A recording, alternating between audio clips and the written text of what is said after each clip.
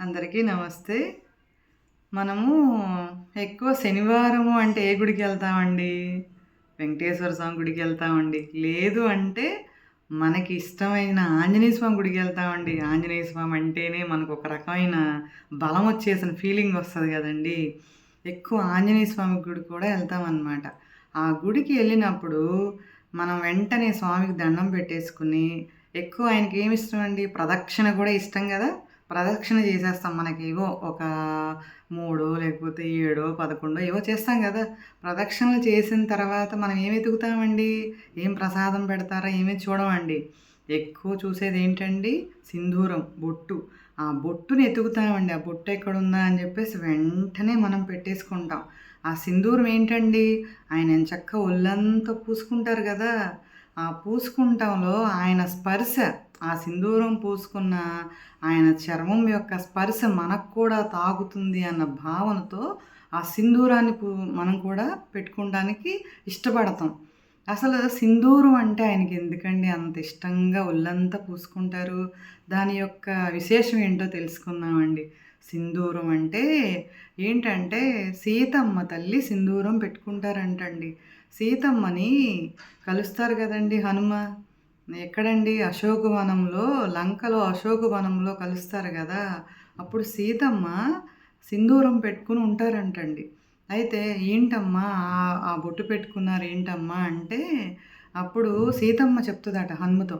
ఏంటంటే, "ఏం లేదు హనుమ, రామచంద్రమూర్తి ఎక్కువ చాలా సంవత్సరాల ఆయుష్షు కలిగి ఉంటారని జెప్పి, నేనిలా సింధూరం పెట్టుకుంటాను" అని జెప్పేసి సీతమ్మ హనుమకు చెప్తదంటండి. అప్పుడు హనుమ, "ఓహ్! చిన్న బొట్టు పెట్టుకుంటేనే స్వామి చానా సంవత్సరాలు ఆయుష్ కలిగి ఉంటారా? నేను ఈ సింధూరాన్ని ఒళ్ళంతా పూసుకుంటాను" అని జెప్పేసి హనుమ అలా అనుకుని ఆ సింధూరాన్ని ఒళ్ళంతా పూసుకుంటారటండి. పూసుకుని అప్పుడు రామచంద్రమూర్తి దగ్గరికొస్తారంటండి. రామచంద్రమూర్తి చూసి, "ఏమేంటి ఇలాగ పూసుకున్నావేంటి హనుమ" అంటే, అప్పుడు హనుమ చెప్తారట, "సీతమ్మ మాత ఇలాగా మొహాన సింధూరం పెట్టుకున్నారు స్వామి. అందుకని మీకు చాలా సంవత్సరాల ఆయుష్ కలిగి ఉంటారట.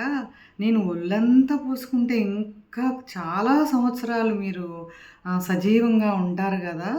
అని చెప్పేసి అనుకుంటారటండి. అని చెప్తారట ఆయనతోటి. "ఓహ్! హనుమ, నిస్వార్థమైన ప్రేమ, నిస్వార్థమైన భక్తి నీది" అని చెప్పి రామచంద్రమూర్తి పరవశించిపోతాడంటండి.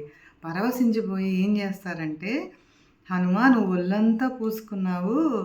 భక్తులు ఎప్పుడైనా నీ దగ్గరకొచ్చి వాళ్ళకేమైనా కష్టాలు ఉండి, నీకు సింధూరాన్ని ఎప్పుడైనా రాసుకొని ఇంత విశేషాన్ని వాళ్ళు తీసుకొని నీకు కూడా రాస్తే, వాళ్ళ యొక్క కష్టాలన్నీ తొలగిపోతాయి ఆ సింధూరం నీకు అర్పించటం వల్ల.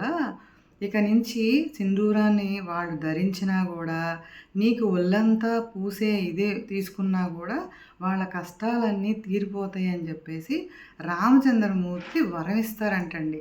అందుకని ఆ సింధూరాన్ని మనం కూడా ధరిస్తామనమాట. ఎందుకంటే మనకున్న కష్టాలు ఇంకా ఏదైనా కొంచెము ఏదో దుష్ట శక్తులు ఏవేవో ఏమొచ్చినా గూడా మనం కంపల్సరీ సింధూరం పెట్టేసుకుంటాం గదండీ! రాత్రిపూట ఏదో భయమేస్తుందని, లేదంటే చంటి పిల్లలున్నా గూడా ఎక్కువ పెట్టుకునేదేంటండి? సింధూరం అంటే కంపల్సరీ మనం ఇంట్లో ఉపయోగిస్తూ ఉంటామనమాట.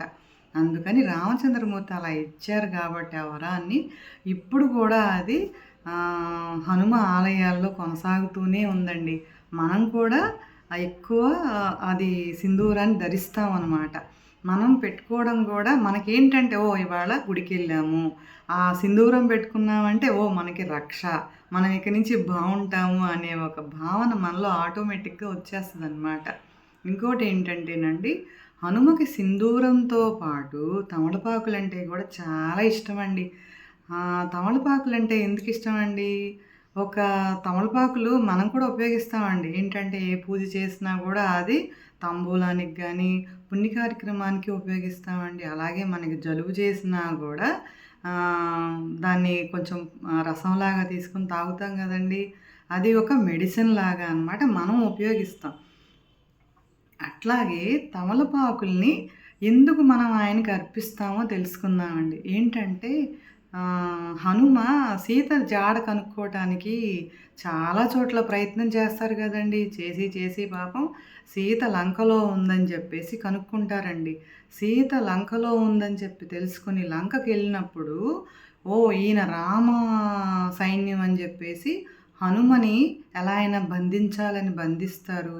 ఇంకోటేంటంటే ఆయన ఇంతగా ఉంటాడు. చాలా ఇంతింతై ఉంటాడు గదండీ! ఆయన్ని పట్టుకోవడం ఎవరికి సాధ్యమండి? వాళ్ళ సైన్యానికి వల్ల కాక హనుమకేం జేస్తారండి, తోకకి నిప్పంటిస్తారు. నిప్పంటించినప్పుడు ఏం జేస్తారండి, ఆ నిప్పు అంటుకుంటే కోపమొస్తది గదా పాపం హనుమకి. ఆ హనుమకి చాలా కోపం వచ్చి రుద్రుడిలాగా అయిపోయి లంకంతా దహనం చేసేస్తారండి.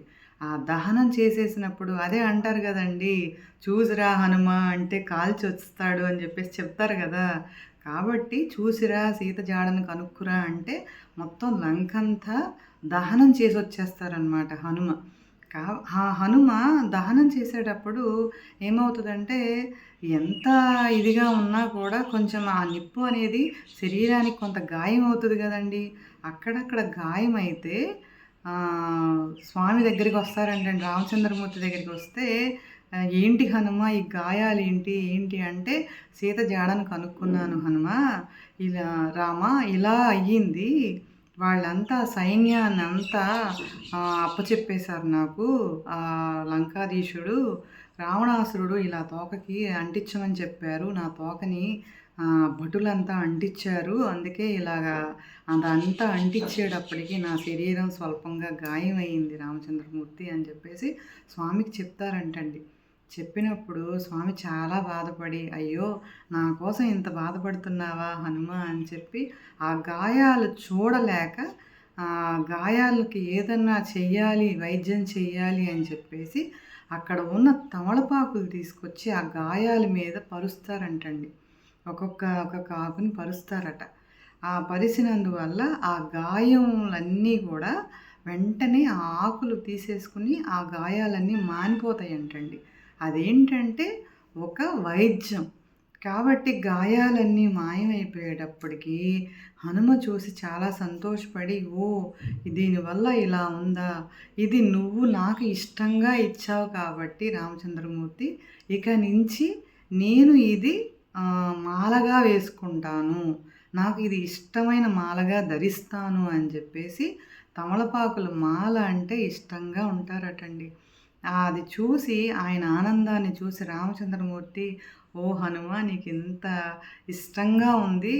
ఎవరికైనా భక్తులకి ఇబ్బందొచ్చినా ఆర్థికంగా గానీ, మానసికంగా గానీ ఏదైనా సమస్యలు వచ్చినప్పుడు నీకు ఒక తమలపాకు మాల వేసినా, లేదు అంటే నీకు తమలపాకులతో పూజ చేసినా కూడా వాళ్ళ సమస్యలన్నీ తీరిపోతాయి" అని చెప్పేసి రామచంద్రమూర్తి హనుమకు చెప్పడం జరుగుతుందండి. అందుకే తమలపాకులు కూడా మనం తీసుకెళ్తాం గదండీ! హనుమకు పూజ చేస్తాము. ఆ ఆకులో కొంచెం సింధూరం పెట్టిస్తారు మనకి. మనం అది చాలా ప్రసాదంగా స్వీకరిస్తాం గదా! ఆ తమలపాకులంటే కూడా, సింధూరం అంటే కూడా దీనివల్ల చాలా హనుమకి ప్రీతి అనమాట. అలాగే మనకి ఏమైనా చిన్న పుట్ట సమస్యలు ఎప్పుడూ ఉంటూనే ఉంటాయి గదండీ! ఆకులతో పూజ చేసినా, సింధూరంతో చేయకపోయినానండి హనుమకి నామం చెప్తే చాలండి మైమరిచిపోతాడాయన. రామనామం అంటే ఆయనకి చాలా ఇష్టం గదండీ! ఆ రామనామం శ్రీరామ జయ రామ జయ జయ రామ అనే నామాన్ని చెప్పినా కూడా ఆయన, ఆయన మనస వాచ ఎప్పుడూ స్వీకరిస్తాడండి. కాబట్టి హనుమని ఎప్పుడూ స్తుతిద్దామండి. జై శ్రీమన్నారాయణ, జై హనుమ, జై శ్రీరామ్. మీ రజని.